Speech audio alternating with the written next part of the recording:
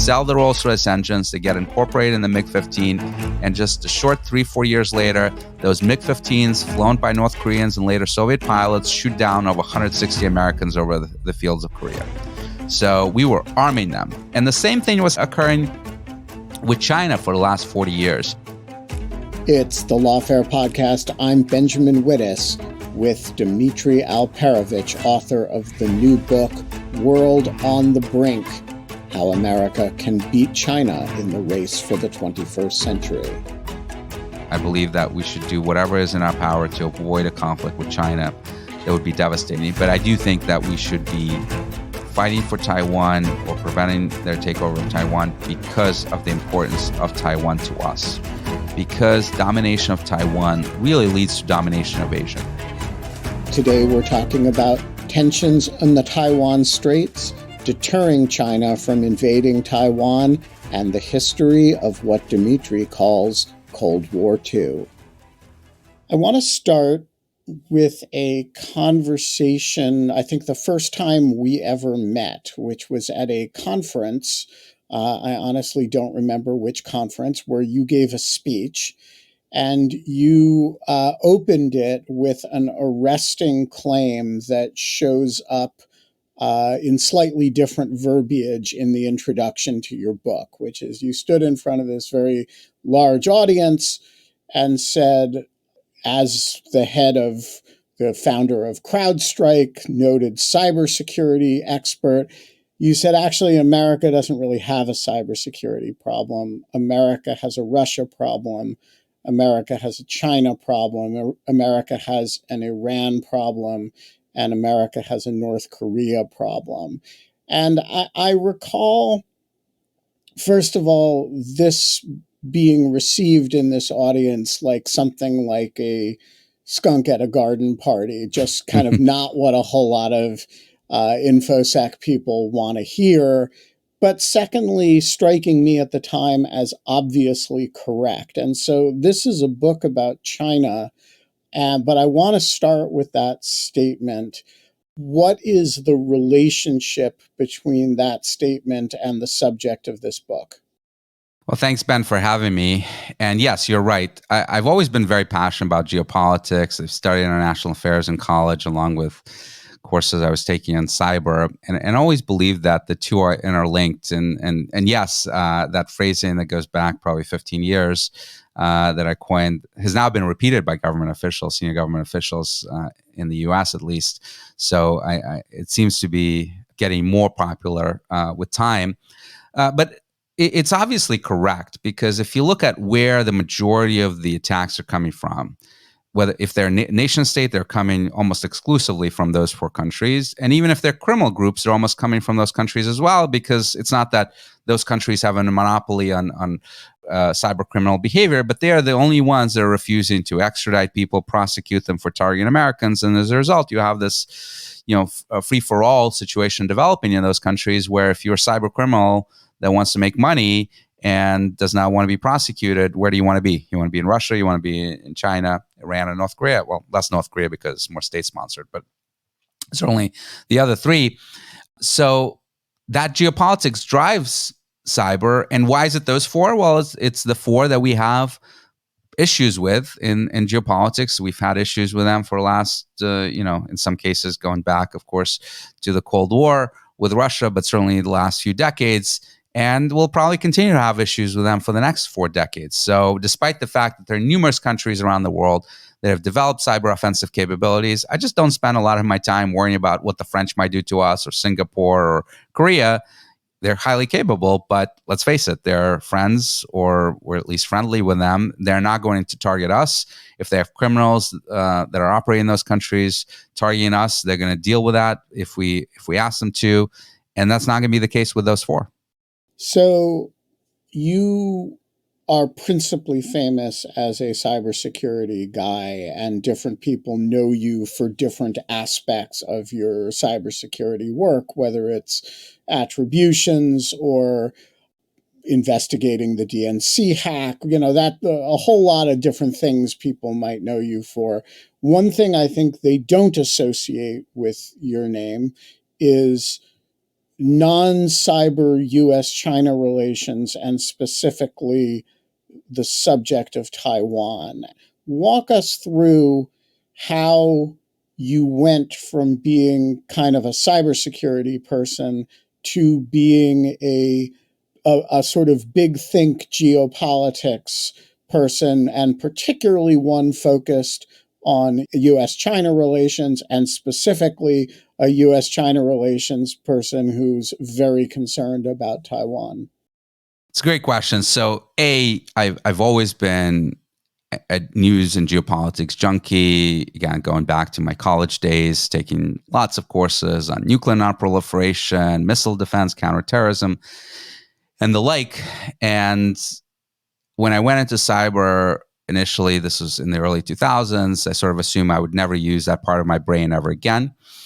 And that all changed in 2020 when I got a call from this company called Google that you may have heard of, that had just been hacked by China and was requesting to work with me in my capacity at another large cybersecurity firm at the time on that investigation, because a number of other companies had been hacked. They were going to go public with it. And that brought me squarely back into national security, international affairs. I was not living in Washington at the time, but started flying here every week, meeting with senior officials, sitting in the situation room, briefing them on first that original hack that I named Operation Aurora, and later on other hacks from China and North Korea, and then later Russia and Iran that we were investigating that all had incredible national security implications, right? And I was pushing hard on the administration to start dealing particularly with the scale of Chinese espionage that was being done against this country, that I had called the world's greatest transfer of wealth in history, a phrase that's been adopted by numerous FBI directors and NSA directors since then. I've said that there are only two types of companies out there, those that know that they've been hacked and those that don't yet know. But essentially, they've all been hacked. Also a phrase that has been adopted by many in the industry. Although adopted with a subtle shift. I was interested in your book. That was the way you originally formulated it. But the way it often gets cited is there are only two types of companies: those who have been hacked and those who don't know that they've been hacked. And so I think there's a really interesting sort of subtle shift in the way that gets quoted over time. Yeah, exactly. But at any rate, I've been focused on this issue and really appreciating that the solutions to cyber were not cyber solutions. They had to be geopolitics solutions. And then when I retired from CrowdStrike in 2020, I set up Silverado Policy Accelerator, a nonprofit that's focused primarily on this US-China competition, this Cold War that I believe we're in with China, and the importance of winning it. And we focus a little bit on cyber. Most of the work that we do is traditional national security, trade, industrial policy, energy security, and the like. So we've been working on this for 4 years now, but then the war in Ukraine happened. And I felt a little bit like the US government that tries to pivot to Asia and gets dragged back into Europe, and has been spending a lot of my time, as you know, Ben, on that conflict, visiting Ukraine, spending a lot of time with Ukrainian military officials and troops on the front line that I talk to on an almost daily basis to try to get a sense of what's going on, what can be done to help them. So that transition from cyber into broader geopolitics and military, national security, trade, been really doing that for a number of years now. And the concern about China have always been preeminent in my mind, because I do think it's the only country in the world that can challenge American power, that can take us into a nuclear war potentially, or certainly a devastating conventional war. I don't think we're at all likely to get into war with Russia, despite what's going on in Ukraine. I think Russia has become an incredibly weak military power, with so much of their Soviet military inheritance being destroyed by the Ukrainians, obviously with the military assistance from us, at least in terms of weapon systems and munitions. And a war with China would be very different, right? That would be really, really tough conflict for the U.S. to fight. Uncertain if we could even win it, but even just looking at the casualties that we would experience, even if it just stays conventional and even if it's just limited to that region. I've done a lot of war games, as you know, you've participated in some of them. the daily casualties that we might face in a conflict over Taiwan would exceed anything we had seen even in World War II on a daily basis, right? So just unimaginable stakes. And that's why I've gotten deeply involved in this issue of Taiwan. I'm worried that we're marching towards a conflict with China over this issue. As you know, Ben, I was one of the early people to have predicted that Russia was going to invade Ukraine months before it happened. And I just want to say, when you did that, I had you on the Lawfare podcast to debate your detractors on this point, and I refer people so that this prediction features in some of the early chapters of the book, because you argue that you are seeing some of the same signs now with respect to Taiwan that alarmed you about Ukraine.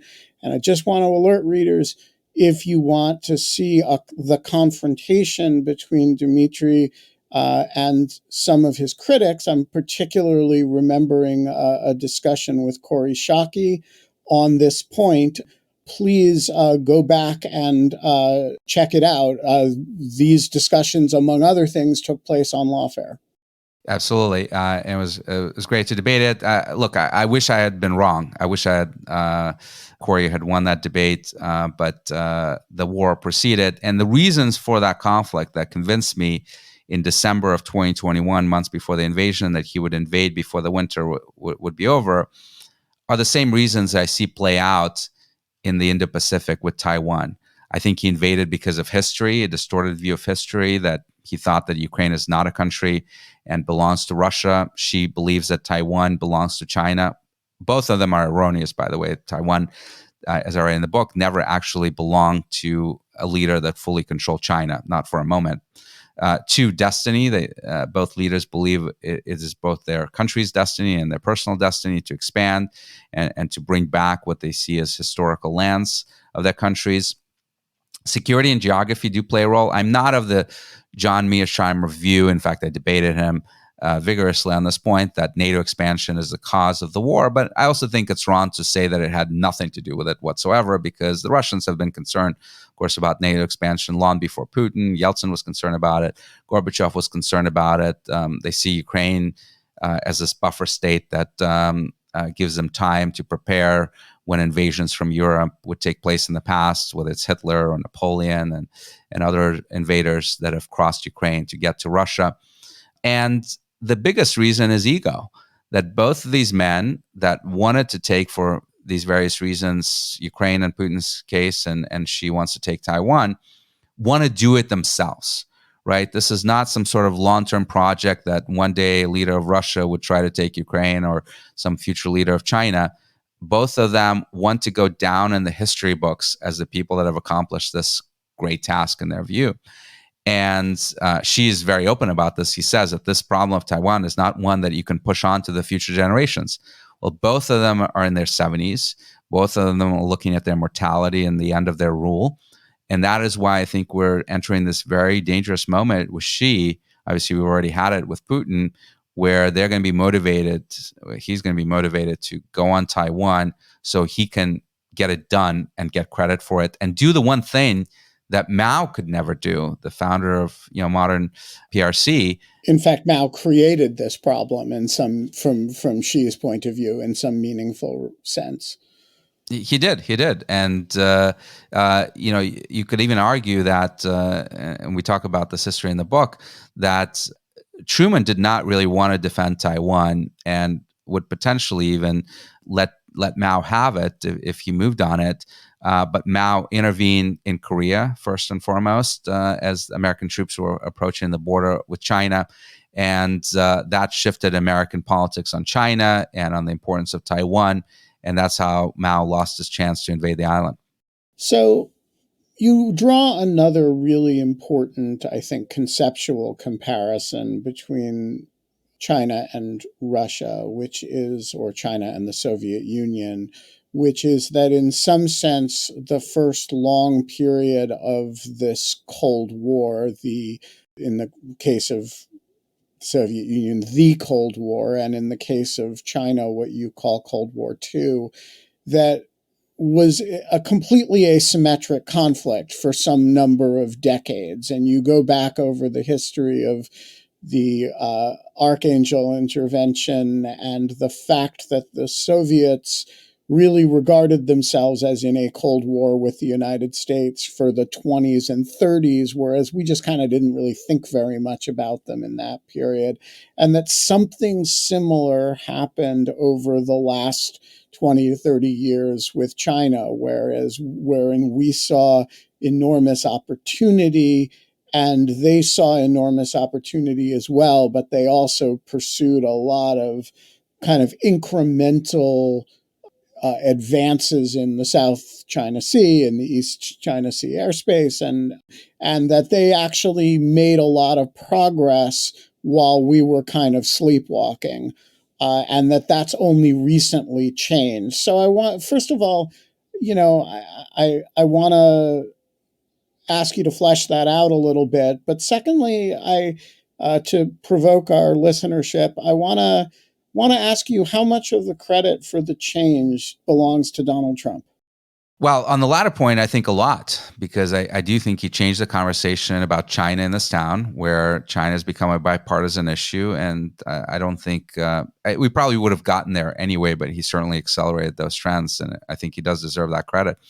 I know not a view that will be popular with many of your listeners, but it is reality. It's a reality. And I think it's an important reality that, Biden had inherited a changed environment with respect to China. And though I personally very much object to the tone of the way the prior administration talked about China almost as a sort of like a racial category, I don't disagree that and I don't like the trade stuff either. I think a lot of that was silly, but I do think changing the tenor of the way we talk about this rivalry, not as a sort of we can all grow together and a rising tide lifts all boats, but that we have something like superpower rivalry here, and we need to acknowledge it as such. And I do think we should not ignore the role that Trump played in changing that conversation. Absolutely. And basically, the entire set of policies that Trump implemented on China, Biden has kept and in many cases expanded, like the export controls on semiconductors and AI and other areas. But look, you're absolutely right. I make the argument in the book that the Cold War did not start in 1945 with the end of the Second World War, or in 46 when Churchill famously proclaimed in Fulton, Missouri, that an Iron Curtain has descended on Eastern Europe. That from the Soviet perspective, it began in 1920 with the end of the Hot War, that 1918 to 1920 U.S. intervention, another failed intervention by U.S. In the Civil War in Russia. They intervened on the side of the whites against the Reds, the Bolshevik Reds. Obviously, the Bolsheviks won that Civil War. We withdrew and forgot about it very promptly, and the Soviets didn't. And I cite their writings immediately starting to focus on the capitalist West, learning from that intervention that the capitalist West was determined to snuff out communism, that they were in the fight for their lives to the death. And that's when they stood up the intelligence services and the bureaus to conduct espionage against Western countries. UK was very much predominant in their minds at that time, but America had an important secondary role. And what do? What we did is we enabled, in some cases even encouraged, depending on the country, Western industrialists from America, from Britain, from Germany, to go to Russia and to actually build and industrialize that country and transfer intellectual property to them. And I can give you just a couple of examples that are really remarkable. So in the context of this war in Ukraine, your listeners in particular will likely remember this fight for Mariupol, the city in the southern Ukraine that the Russians have absolutely destroyed, and the existential fight for Ukrainian defenders when they were holed up in this Azovstal facility, this huge steel facility in Mariupol, where they made their last stand. That facility is an exact copy of a facility in Gary, Indiana, at the time in the 1920s, the largest steel plant in the world. American industrialists came over to the Soviet Union, built that in Mariupol to help Stalin industrialize the country.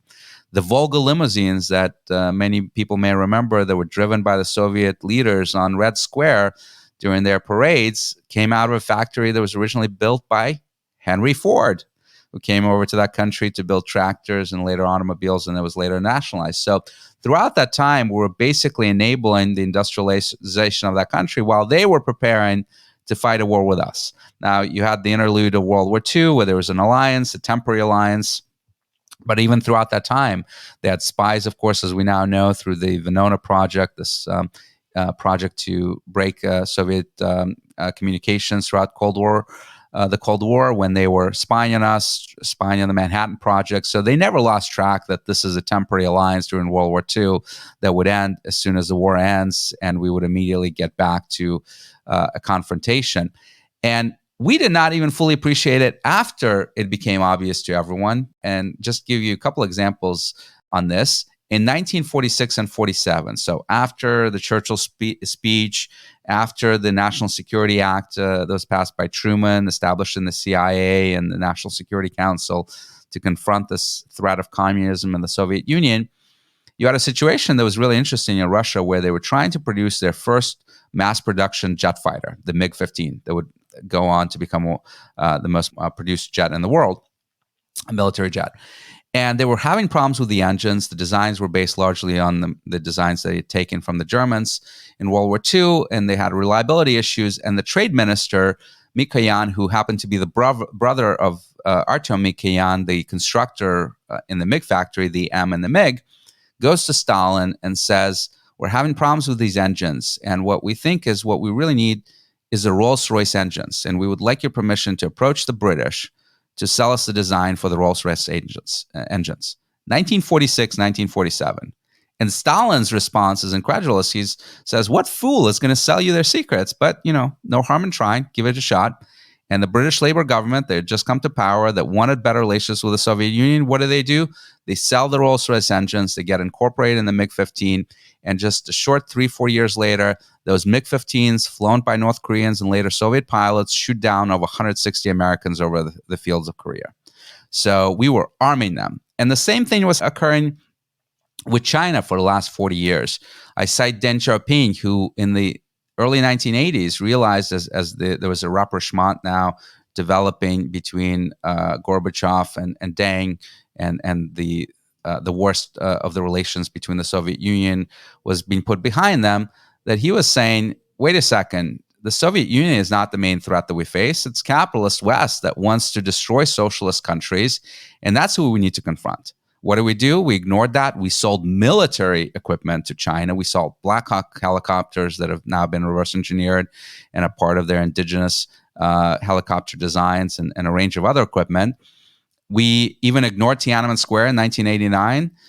There was a brief interlude where we were sort of questioning, well, is this the direction we wanted China to take? When everyone else is overthrowing communism and embracing freedom, they're crushing it in the streets of Beijing. But we promptly forgot about it, continued to trade while they were continuing to steal our intellectual property, keeping their economy very close. To this day, enforcing Western companies to set up joint ventures with tech transfers to enable their own domestic industries, engaging in anti-competitive trade like dumping and price dumping and overcapacity issues that we face to this day. So they've been very, very clear about this, not screaming from the rooftops, but it wasn't far below the surface. But not whispering it in the basements either. Correct. Xi, of course, took it to another level where he completely abandoned Deng's guidance of hide your strength, bide your time.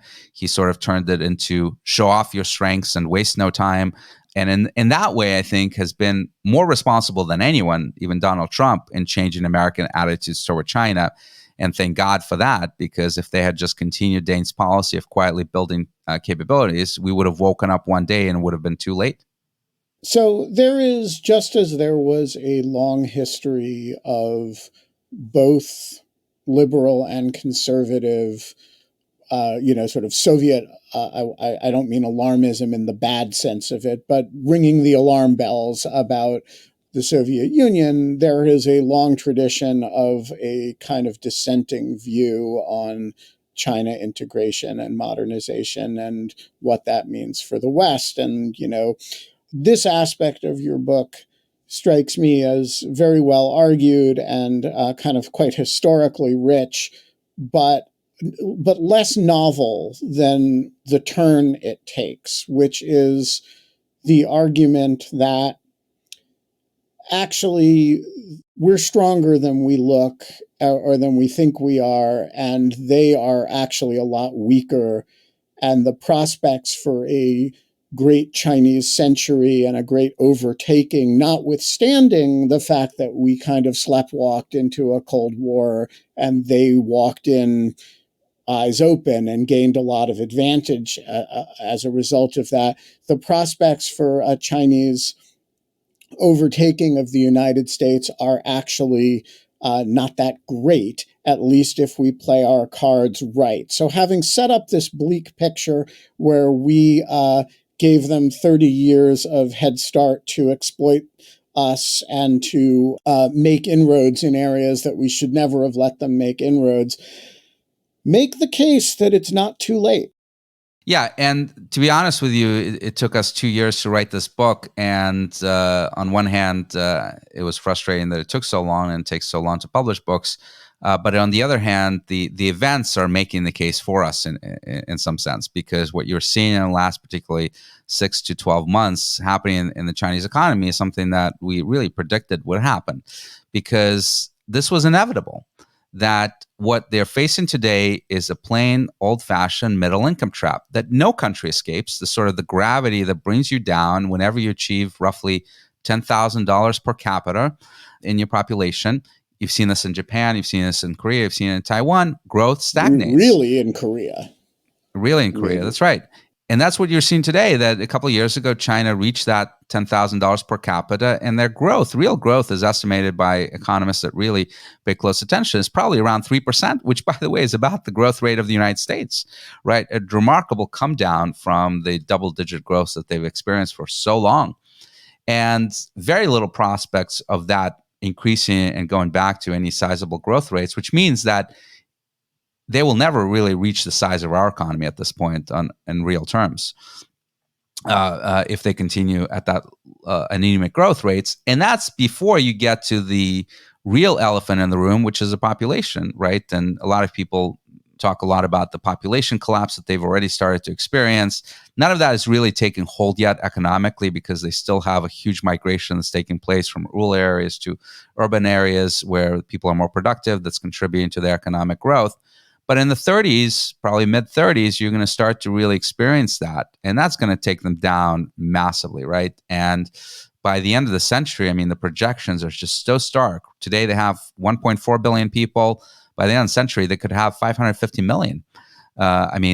Just a remarkable population collapse, unlike any that we witnessed in human history for a single country. So we chatted about this over lunch a few months ago, and I think it's worth bearing out. The United States doesn't have this problem, not because we have a particularly high birth rate or that we've solved the problem of, once you hit $10,000, you have a lot fewer babies, but because we're an immigrant society that, notwithstanding the rhetoric of our political system, we actually take in a lot of migration, and that really mitigates the Japan problem, the Korea problem, and now the China problem.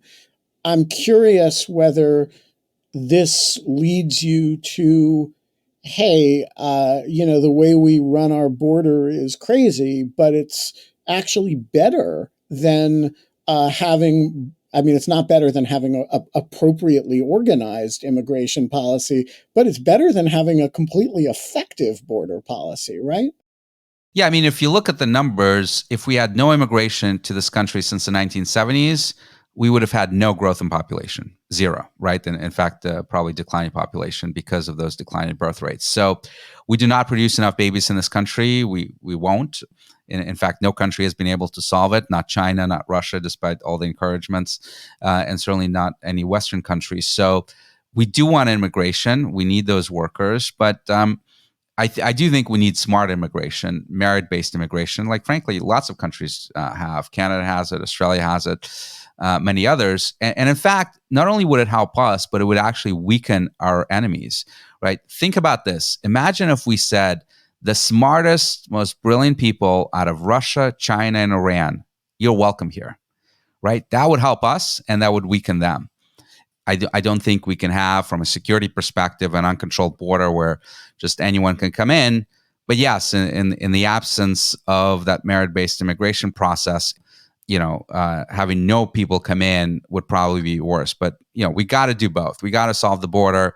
We got to have a merit-based immigration process in this country that can bring people, frankly, like me. I'm an immigrant to this country. I've benefited from American ingenuity and education system, and have been able to create a large company that now employs 7,000 people in this country. So immigrants do bring enormous wealth and prosperity to this country, ingenuity, innovation. I mean, the largest companies in America, whether it's Microsoft, whether it's Amazon, whether it's Google, NVIDIA, you name it, they've either been started by immigrants or are being run today by immigrants or have some sort of connection where they're started by children of immigrants, all of them. So why? So it's they're not 10 feet tall. They've got big problems coming around the corner, is one side of the coin. The other side of the coin is, hey, don't sell us short. We're actually in a remarkably strong position if we would only recognize it. So walk me through that argument too, because one thing that is very hard to see these days in the face of our political dysfunction is the strengths that the country brings to the table. Look, no question, the gridlock in Washington is infuriating, but we've had gridlock in this country, huge divisions in this country since its very beginning, right? Going back to the founding of this country where, a lot of people fought on the side of the British in the Revolutionary War. We've had, of course, the Civil War, the Vietnam protests, the civil rights movements, right? All these huge challenges that have torn the nation apart on racial grounds or political grounds. And yet, when we face a common enemy, we always unite, particularly an enemy that we think could be an existential enemy. And I think that's starting to happen now a little bit because China is the only bipartisan issue right now in Washington, but it is that bipartisan issue. And to the extent that you've seen Congress pass anything, it's usually been some sort of anti-China legislation. The CHIPS Act is industrial policy, but it's been labeled as an anti-China bill.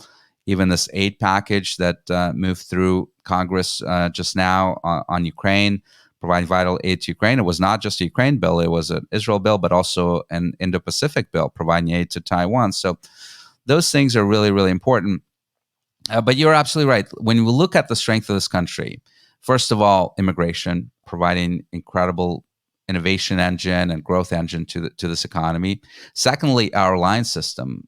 There are some people in this country that berate NATO, but an incredibly powerful alliance system that is unlike any that we've ever seen in history, right? And not just NATO, but AUKUS with Australia and Britain, the partnerships we have, the mutual defense treaties with Japan and the Philippines. China has none of that.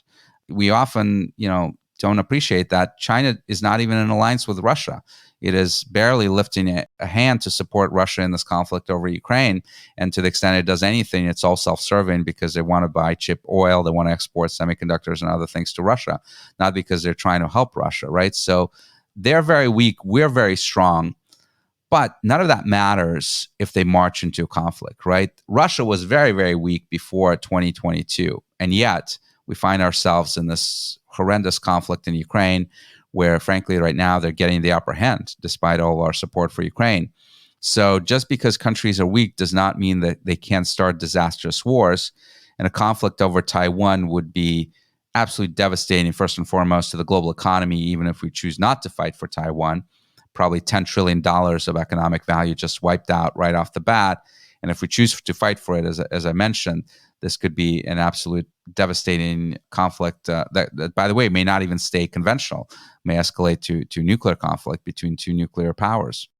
I want to emphasize a point and ask a question about it, which is, for those of listeners who have not followed Dmitri's stuff at Silverado, one of the things that you have done in studying this problem is study it from a very diverse range of sometimes super technical perspectives. I mean, deep dives in trade policy and semiconductors, But hopefully still approachable. We in try not rare to earth geek out. metals. I mean, I've learned stuff from talking to you about this stuff that I don't actually know how you have time to go into as many fields as you do, and to go into them in a significant way. One of which is the what it would take to actually defend Taiwan. And so, with that as a setup, I want to ask you, like, we have the most powerful military in the world.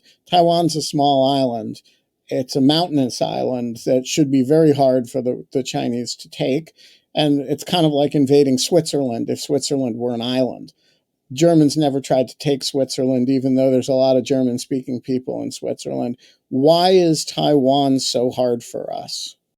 Well, it's primarily hard because for the last 45 years, neither we nor the Taiwanese have focused on its defense. And we're largely to blame. It's easy to blame the Taiwanese for not spending enough on their defense, and to the extent that they are buying the wrong weapons platforms like M1 Abrams tanks that they really, really want for their prestige. But the reality of the terrain, that you're absolutely right, is very mountainous. They're not going to be fighting any tank battles on that island. Right. This isn't El Alamein. Yeah, it's easy to blame them for that. But the reality is that we share some of the fault because we left them in 1979 when we switched recognition from Taiwan to China, when we pulled our troops out of that island and basically ceased any high-level communications, government to government, military to military. They've been left in a time capsule. At the time when we left, they were one of the best militaries in the world, highly prepared. In fact, they trained the Singaporean military, which is considered one of the best in the world now. And the Singaporean military remained one of the top militaries in the world in terms of capability. Obviously, it's a very small one, but nevertheless, highly, highly capable in naval fields and air capabilities and so forth. The Taiwanese went in the other direction because they've been stuck, right? They have not been going to West Point and Sandhurst to send their officers to train alongside Western militaries. They've not been able to buy significant quantities of advanced equipment. Basically, no country would sell them weapons except the United States, and even that is highly limited. So because they've been living in that bubble for 45 years, there's been no deep training exchanges and the like. You've had a degradation of their defense establishment, deep thinking on these issues, and really they've been also, I think, really captured by China in the sense that China is only interested in trade, in peaceful rise, and the threat to the island has diminished. Was the common view that was shared by us and shared by the Taiwanese. Well, that is now changing with the rhetoric of Xi, with the buildup that he is accelerated in the Chinese military, which, by the way, is focused solely on Taiwan, right? They're not trying to build huge numbers of icebreakers to go into the Arctic or to send their navy across the world, right? They're focused squarely on the issue of how do we fight for Taiwan and potentially the United States and Japan and Australia in this naval conflict in the region. And you're absolutely right that the terrain of Taiwan is incredibly difficult. I mean, I spent a lot of time actually thinking about how would China invade that island, because there's only a few ways that you could really do it because of the mountains, the tough water situation where the waters are basically impassable half the year in the Taiwan Strait, except for very large container ships. You have rivers, you have bridges, tunnels, just a nightmare of a scenario for an invading army. And the book actually opens up with a very detailed, I think, very realistic scenario that my friend General Petraeus, who's been very kind to give me a blurb for the book, has actually said was a devilishly clever scenario of how they might go about orchestrating this particular invasion. So it is possible. And Xi Jinping has given the order, as we now know, from CIA Director Burns to have his military be ready for invasion by 2027. Doesn't mean it will happen in 2027. In fact, I think 27 itself is probably an unlikely year for that invasion, but at least he wants to be in a position to be ready when he gives the order. I don't think he's penciled a date in his calendar, but I think 28 through 32 is going to be a very dangerous period. Right. So I'm interested in, with the time we have remaining, talking about your approaches to this problem. The subtitle of the book is sort of like how we can win, right? How and the not so subtext of that is how we can win without a war in Taiwan, right? Get past the threat of war into the period of in which China is going to have to deal with its own problems. And so, what does the strategy look like? Yeah, first of all, I want to make it very clear to your audience, I'm not pro-war. War is hell. I spent time in Ukraine witnessing the effects on the population and the young men of this conflict. It is just absolutely horrendous. So I believe passionately in deterrence. I believe that we should do whatever is in our power to avoid a conflict with China that would be devastating. But I do think that we should be fighting for Taiwan or preventing their takeover of Taiwan because of the importance of Taiwan to us, because domination of Taiwan really leads to domination of Asia, not an invasion of Asia. I don't think, a lot of people talk about how difficult it would be to protect Japan if China takes Taiwan. And while I think it's true, I don't see China invading Japan. I mean, it would have been very, very difficult for us to invade Japan in 1945. It's next to impossible for anyone these days to do so. But you don't need to invade them to dominate them. In fact, the example I use is look at what's happening in Russia's near abroad. Look at what's happening in Central Asia. Let's look at what's happening in the Caucasus with countries like Armenia in the Caucasus or Uzbekistan, for example, in Central Asia. They're all within Russia's sphere of influence, not by choice, not because they want to sing to Russia's tune, but because they have no choice. We're far away. We can't do anything for them. So when Russia says jump, the only option is to ask how high. And that would be the effect of China achieving dominance in that region by kicking the U.S. out, which would be effectively the effect of occupying Taiwan, being able to place submarines on the western side of that island where the waters are very, very deep. They're incredibly shallow in the Taiwan Strait side, and project their naval presence across that region. That would mean that, and this is not hypothetical, I've had senior government officials in Japan and elsewhere tell me this, that if China takes Taiwan, they will be the new sheriff in town, and they will have to accommodate them. So let me push back a little bit on that, just for purposes of argument. So China takes Taiwan and has that deep sea capability, certainly increased ability to project force in the Pacific. But, the Philippines are still there. Japan is still there. Vietnam is still there. And though they fought a major war with us, seem to really prefer us to the Chinese in 100 ways. South Korea is still there. And all of them need us more than they do. Singapore is still there. Malaysia is still there. All these countries suddenly need us more because China is capable of projecting that force. And that's before you get to, countries like Australia and New Zealand. And so why should I look at a kind of, I'm being provocative here on purpose, a kind of Dmitri's domino effect theory here? We get kicked out of Asia, rather than looking at it and saying, yeah, China gets Taiwan, but we get everybody else in the region needs us more as a result of it. Aren't you being a little bit dramatic in terms of what the consequences would be for us? It all comes down to geography, Ben. And the geography does not lie. The reality is that it would be very unsafe for the U.S. Navy to have significant presence in the Indo-Pacific, in the Western Pacific, if China occupies Taiwan and is able to bring in sensing technology, submarine technology to that island, radar. In fact, you've seen that happen in South China Sea, where by establishing those artificial islands in South China Sea, bringing significant military capabilities, particularly radar and naval presence to the South China Sea, it has become very dangerous for the U.S. Navy to operate there. In fact, the U.S. naval forces have said that, heads of Indo-PACOM have said that in the case of conflict, we're getting the heck out of South China Sea because they can sink our ships there. So that is going to be the reality of the entire Western Pacific.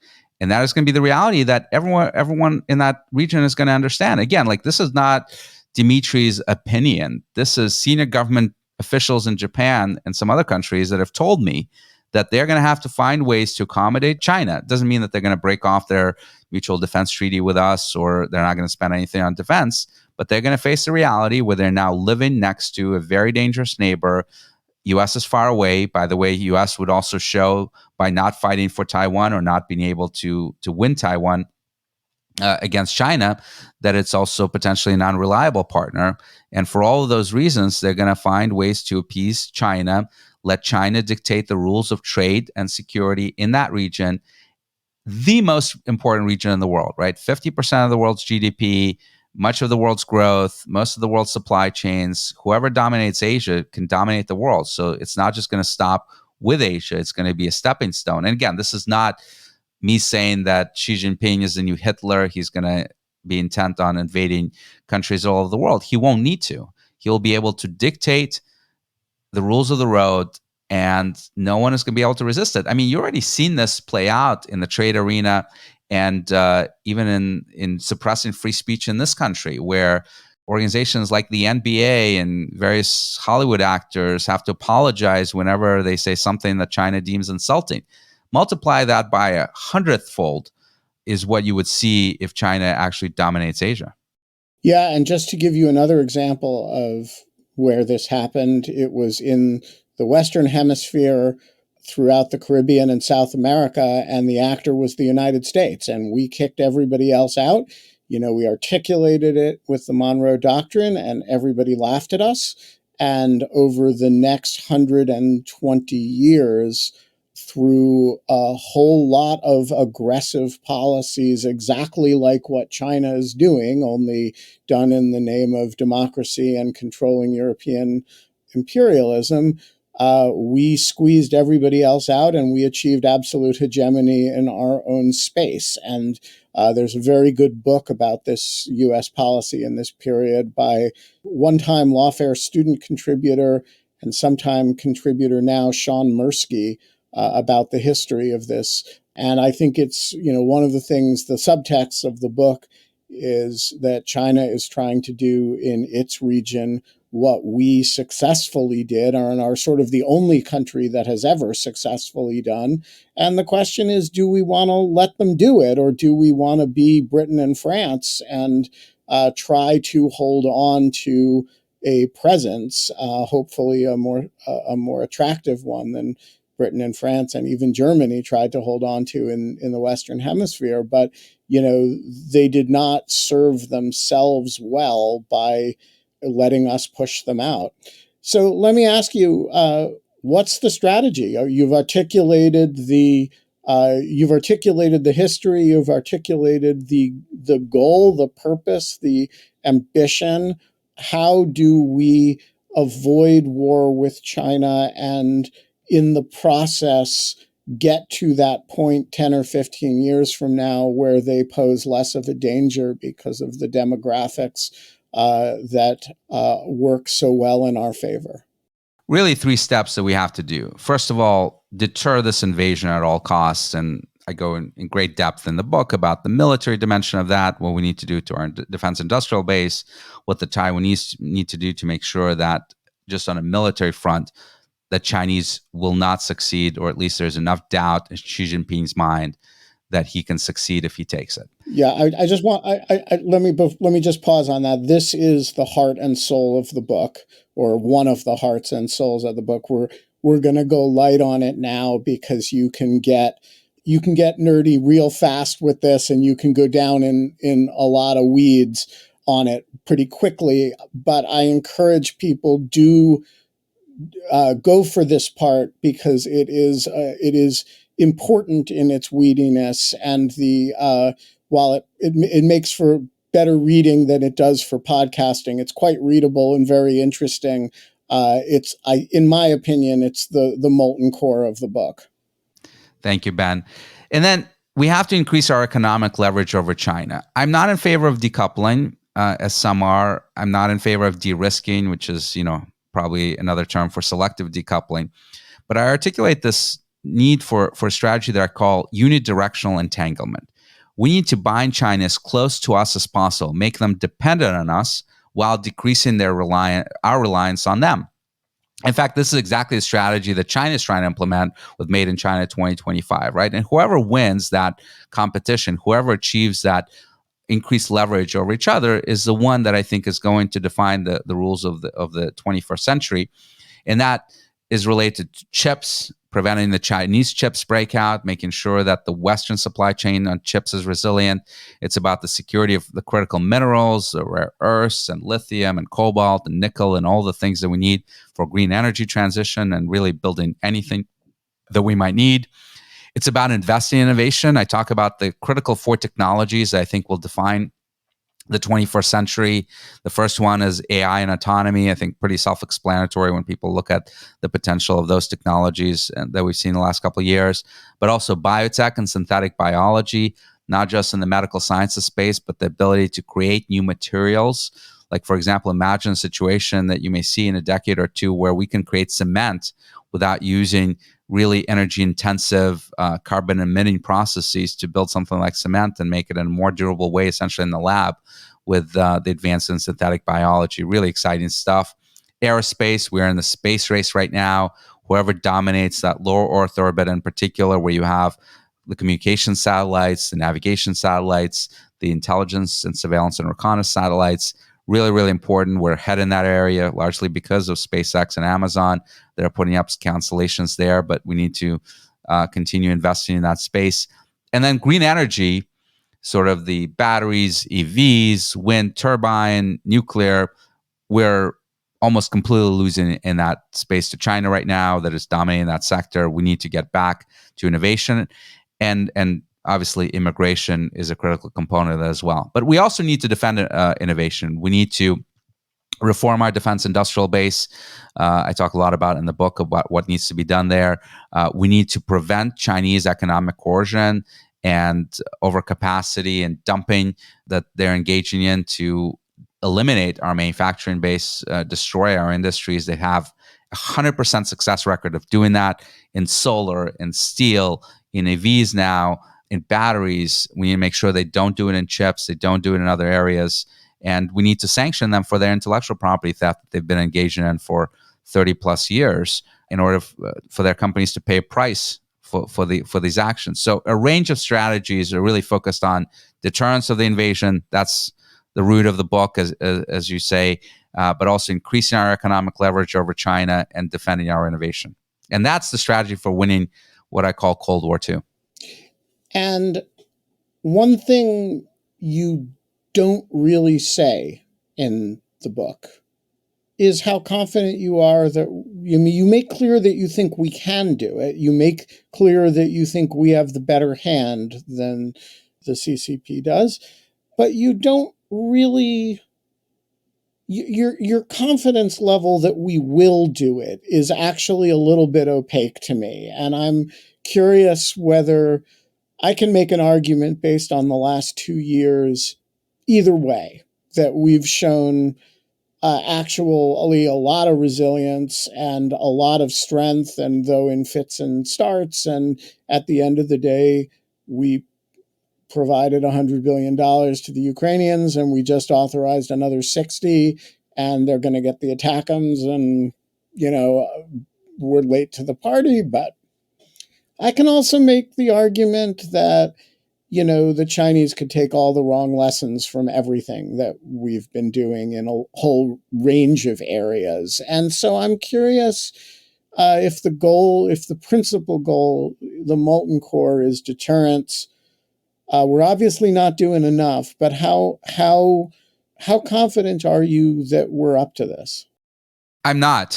And I'm kind of with you. I think it's 50-50. We're on the precipice of either doing enough to avoid a conflict and avoid a disastrous outcome for America in the 21st century, or we could win if we just mobilize our strengths that I think we have. I think we have all the ingredients for victory. Do we have the will? I don't know. And this book is a call for action, not just in DC. This book is not written for the 300 people we know in this town that really are responsible for foreign policy and all these issues. We talk to them all the time anyway. This book is really written for the broader public out there, Lawfare listeners and the like, that want to understand more about this conflict, potential conflict, want to understand what the path to victory in this new Cold War is really like, and hopefully will push both their political leadership on this issue, but also this is really, really important for the private sector itself to engage in, right? The private sector has enabled the rise of China, has provided them with a lot of capabilities, whether it's in the semiconductor space or even technologies that go into their military systems. And people need to start making decisions about, is that smart? Is that something that contributes to our national security? And I want to see more patriotic leaders that are not just thinking about how do we make the next quarter and please Wall Street, but how do we help America, and how do we, and not just America, this, even though this book is written from the perspective of an American and American policy, but this is really an allied issue. What do people in the UK should be doing? What do people in the rest of continental Europe should be doing, and so forth? The book is World on the Brink: How America Can Beat China in the Race for the 21st Century. The author is Dmitri Alperovitch, with our friend of the site, Garrett Graff. Dmitri, thank you so much for joining us today. Thank you so much. Really appreciate it, Ben.